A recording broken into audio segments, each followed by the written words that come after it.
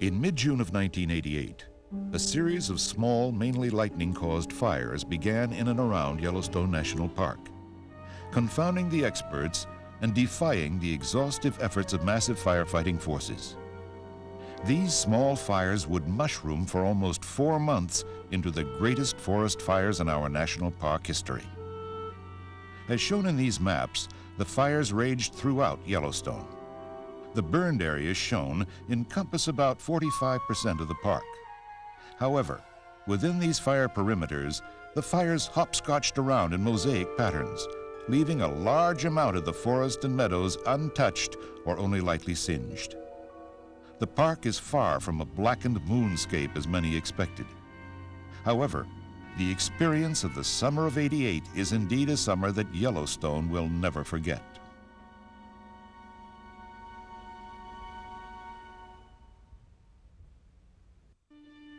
There is no other place in all the world that can equal Yellowstone's natural grandeur and beauty. It is our nation's first and foremost national park, and it holds a special place in the hearts of Americans.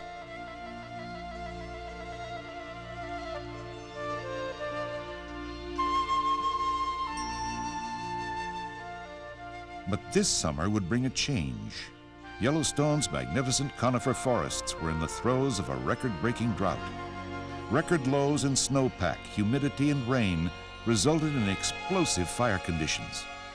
The summer rains that normally extinguish summer fires never came.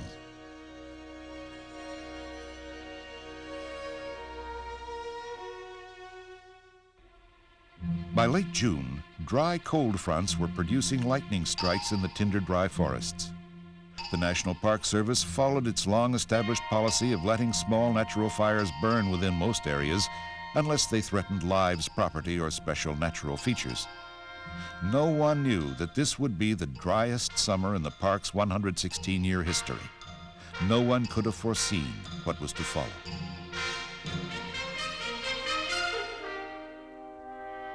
By early July, several of the fires were spreading, and there was growing cause for concern.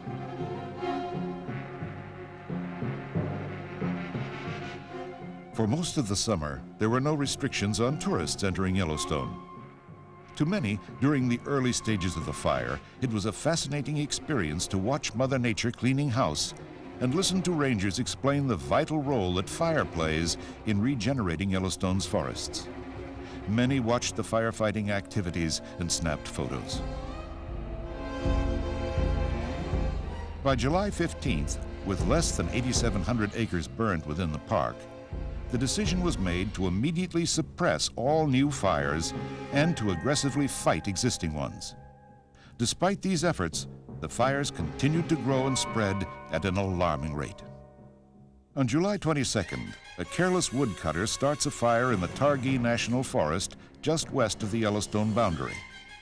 Within a few days, it is crossed into the park and became known as the North Fork Fire.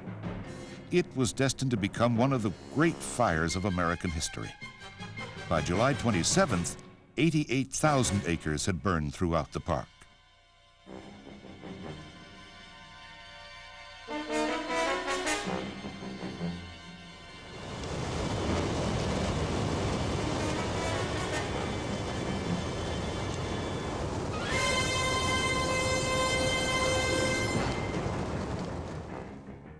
At the White House, it was decided to send cabinet officers and the nation's firefighting experts to assess conditions. A priority plea for assistance was made and answered by massive amounts of men and equipment which poured into Yellowstone from across the nation and Canada. This would eventually become the greatest firefighting effort in the history of the United States. Firefighters and equipment spread out in an effort to halt the advancing flames. Long lines of men and women firefighters hacked and shoveled at stubborn brush and grasses. Fire breaks were cut, backfires were set. Helicopters and air tankers roared overhead. Every known firefighting technique was applied en masse. In the end, the fires would not die down until the rains and snows arrived.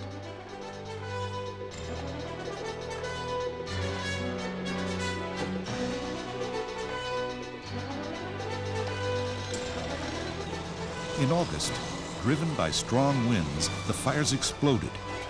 The western portion of the North Fork fire began a run at the town of West Yellowstone outside the park along the northern border. Miles of fire breaks were bulldozed. Most were useless against fires that easily jumped natural fire breaks, such as rivers and roads. A wide fire break was created to protect the town. But the fire soon jumped the fire break and roared on. As the raging North Fork fire rapidly neared West Yellowstone, the defenders, augmented by civilians, massed to stop it. Dozens of aircraft filled the sky, dropping thousands of gallons of water and retardants.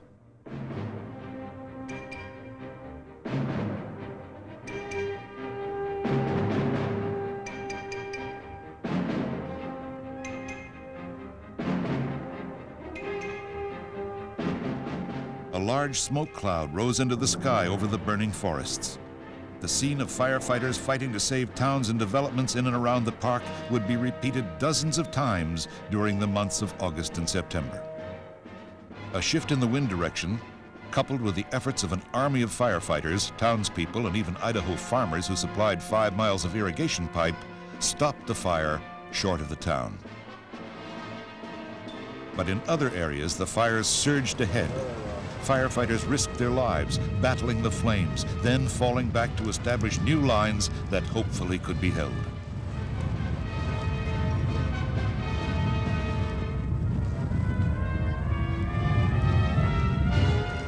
About 200 feet. Make your hose light from here.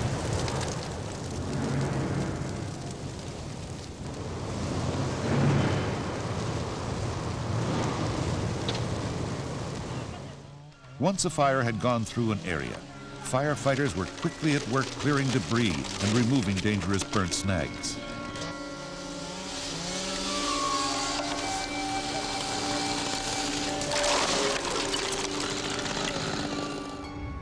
By August 10th, 44 fires had burned 195,000 acres within the park. Thousands of additional firefighters had now arrived and taken their battle station, prepared for a day that they hoped they'd never see. That day was August 20th, Black Saturday, the day that Yellowstone would never forget. The morning began with winds up to 70 miles per hour, blowing down trees, grounding aircraft, and sending immense waves of searing flame hundreds of feet into the air, spreading fires at an astonishing rate.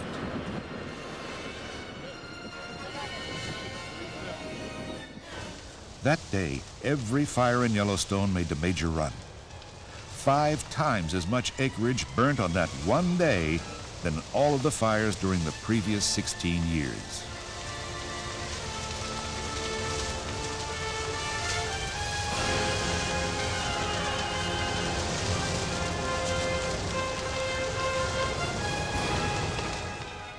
On Black Saturday in the northeast area, the Storm Creek fire traveled 10 miles in 3 hours, threatening Cook City. Numerous ranches and settlements were saved only by the feverish efforts of firefighters. The gigantic Clover Mist fire advanced on the same area from the southwest. This fire would become the largest, with over 413,000 acres consumed. At night, decreased temperatures cause most wildfires to lie down, giving firefighters time to contain critical situations. But on the night of the 20th, dry, downslope winds fanned the already raging inferno. Black Saturday roared into the night and beyond. In the next 3 days, 250,000 acres would burn. Eventually, the Clover Mist fire would burn to within 50 feet of Cook City, consuming 50,000 acres on Black Saturday alone. It sent up giant columns of smoke covering much of northern Wyoming. After tourists were cut off from their hotels by fire, park officials decided to close the interior of the park, leaving only Old Faithful open from West Yellowstone. Those who had the misguided conception that man can control fire when and where he chooses need only witness the Yellowstone fires to gain a more realistic appreciation.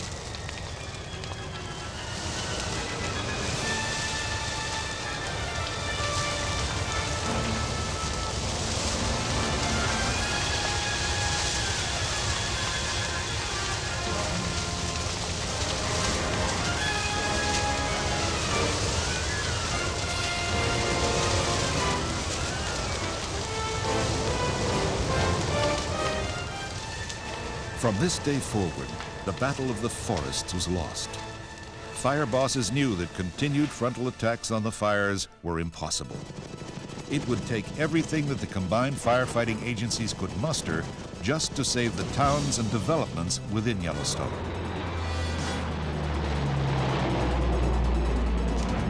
Air Force and National Guard C-130s were pressed into service, as well as firefighters from as far away as Florida and Hawaii. Helicopters were used extensively. Small choppers such as this could lift buckets holding up to 250 gallons of water.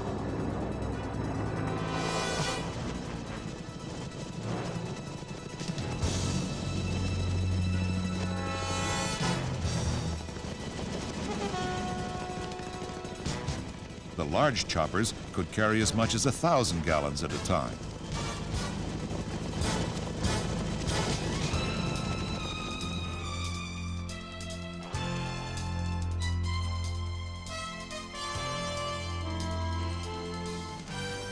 On August 22nd, U.S. Army infantry troops began to arrive to supplement civilian crews and other Forest Service units. A massive firefighting effort was launched to protect the developed areas within the park.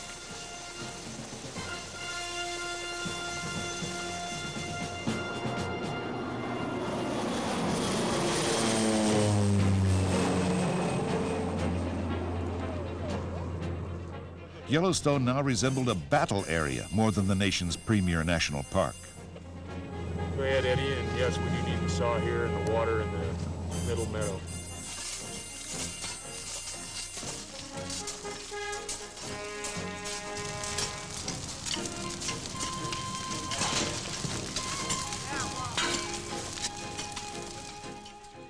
One technique used strings of explosives laid like a garden hose to create instant fire breaks. Fire in the hole!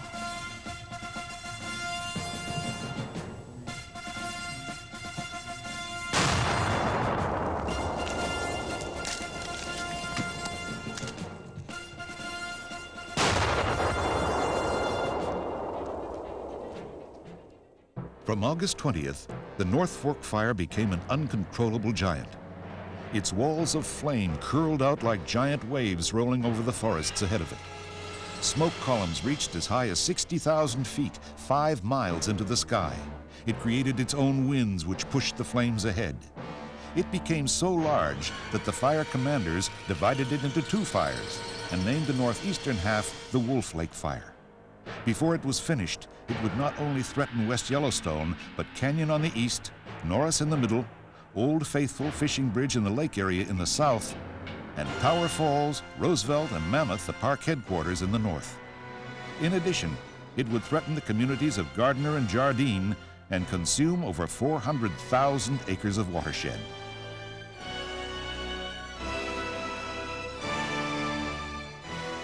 At Canyon Village, embattled firefighters massed their forces. They had repeatedly been overwhelmed and forced to flee before this oncoming giant.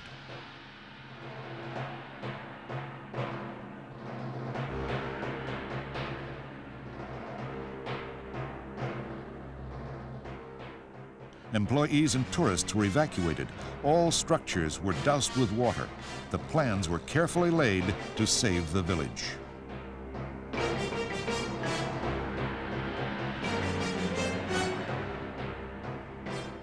The mountain forests to the west were devoured as walls of fire rapidly advanced on a broad front.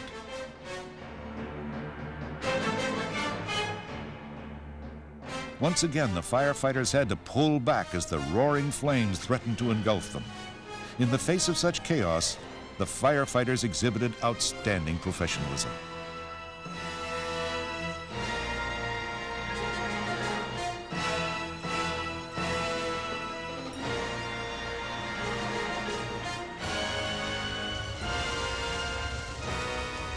Driven by winds of near hurricane force, this gigantic fire sent burning embers up to a mile ahead, starting new fires that were quickly overtaken by the main fire front. At one point, the fire actually jumped the Grand Canyon of the Yellowstone. In just minutes, the entire forest before us burns as we watch.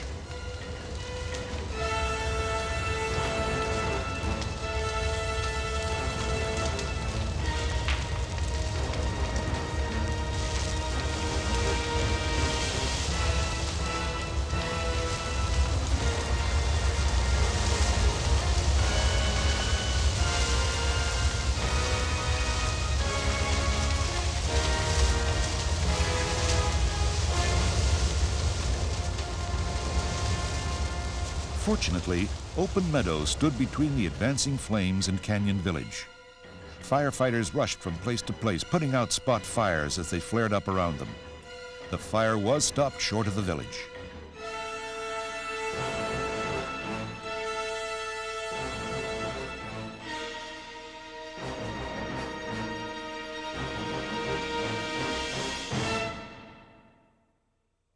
Old Faithful is the heart and tourist center of Yellowstone National Park. Nestled in a broad basin, it is surrounded by beautiful, pristine forests. The Old Faithful complex includes the historic Old Faithful Inn, which was built here during the early days of the park. Hundreds of thousands visit it each year and stand in its great central lobby, staring upwards in awe at its massive log walls. During the summer of '88, the Old Faithful complex was threatened several times by the North Fork fire. Each time the fire was beaten back by determined firefighters. On September 6th, it made another, more serious run at the village. Fire breaks were cut and sprinkler systems installed to protect power lines. An army of over 1,000 men and women with massive amounts of equipment, including an armada of aircraft, prepared to defend Old Faithful against the advancing wall of destruction.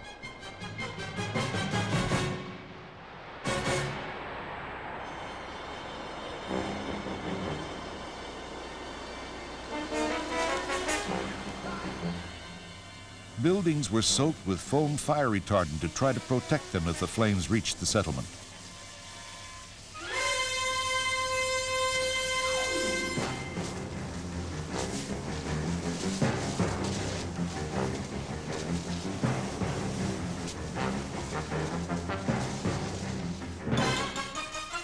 On the morning of September 7th, an evacuation was ordered for all guests and employees. They left in the nick of time.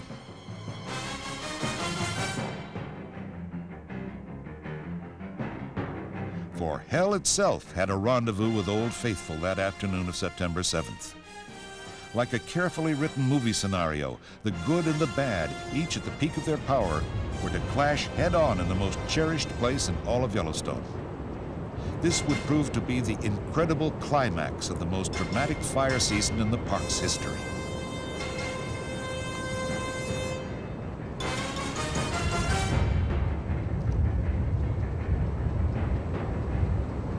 Firefighters in their worst nightmares could never have dreamed of what they were about to experience.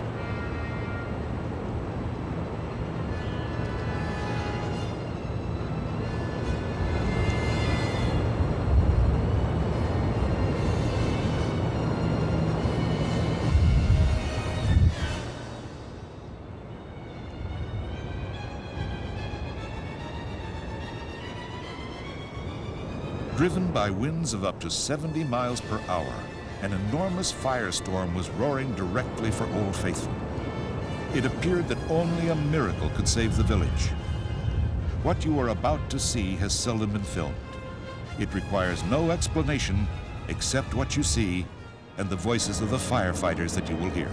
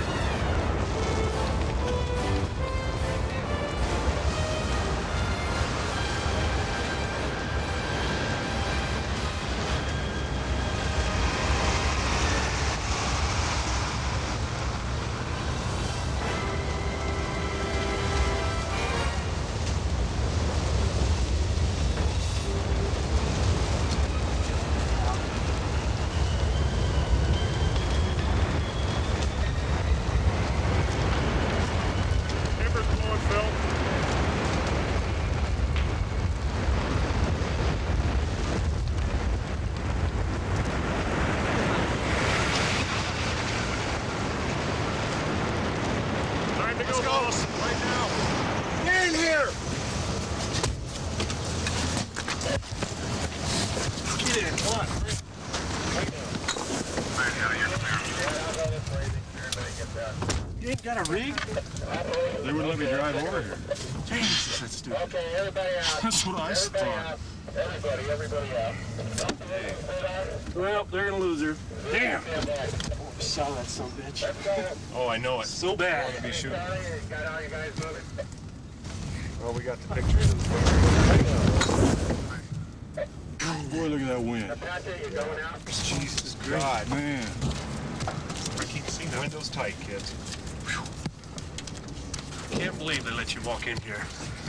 That is stupid. They told me to walk in. There's a goddamn little deer or coyote or something right across the road. Wonder if we're gonna get a spot. Ooh, Jesus Christ. Fleeing for their lives, the firefighters fell back to the Old Faithful Inn. Now, with their backs to the wall, they were determined not to give in as violent winds, dense smoke, and searing fireballs enveloped the entire complex.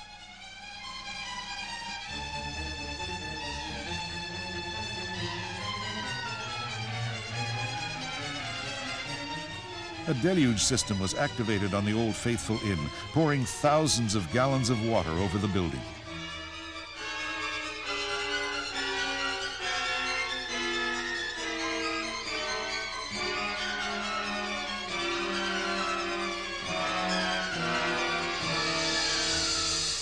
Professional men and women put their lives on the line that day and stood their ground against one of nature's most powerful forces.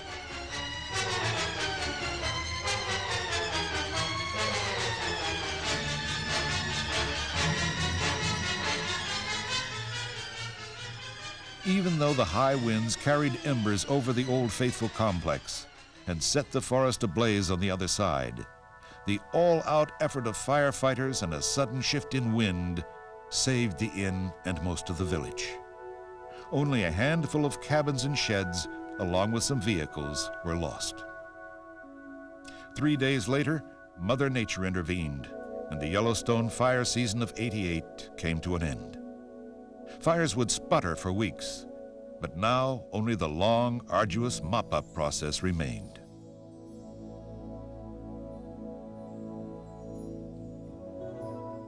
Only 250 large mammals died from the fire, most from smoke inhalation. But in the long run, the wildlife of Yellowstone and the entire Yellowstone ecosystem will benefit in many ways. The burnt areas create larger meadows for grazing, and the mineral nutrients in the ashes produced more luxuriant plant growth to feed upon.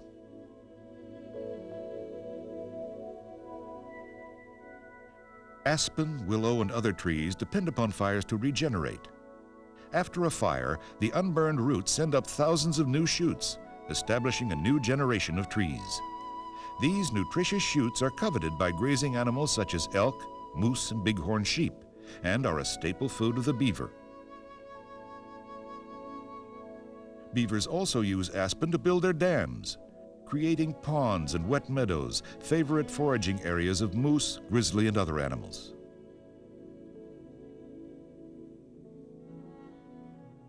The fires often burned in patchwork patterns, leaving large areas of forests unscathed.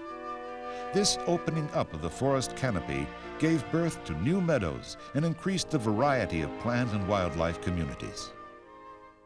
Woodpeckers and mountain bluebirds thrive on insects like termites that reside in the dead wood, and predator birds such as eagles and hawks benefit from the easier hunting in the meadow areas. Comparatively little acreage experienced the destructive high-intensity fires that left only ashes.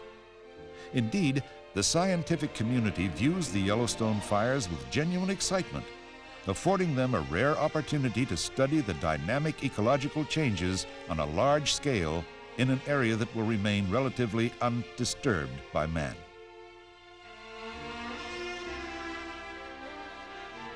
Even existing meadows that burned will benefit as the nutrients in the ash will send a pulse of energy into the ecosystem.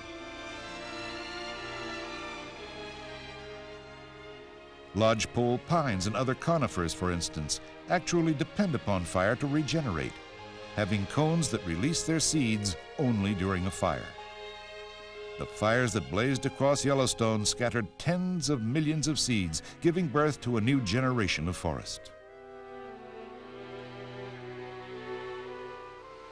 Although there is concern about increased erosion from the fires, burnt tree snags will continue to fall into the rivers for decades, slowing the current and improving trout habitat in the long run.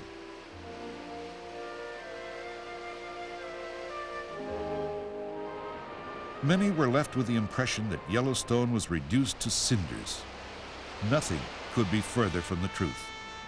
After the smoke had cleared, it was surprising to see how much of the park was left untouched by flame.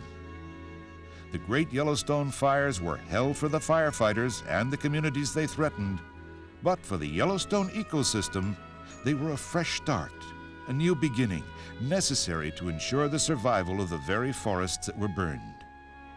New vistas have been created for the next generation. Yellowstone as we know it, with all of its unique thermal features, remarkable wildlife, and magnificent scenery, is still there for all of us to treasure and enjoy.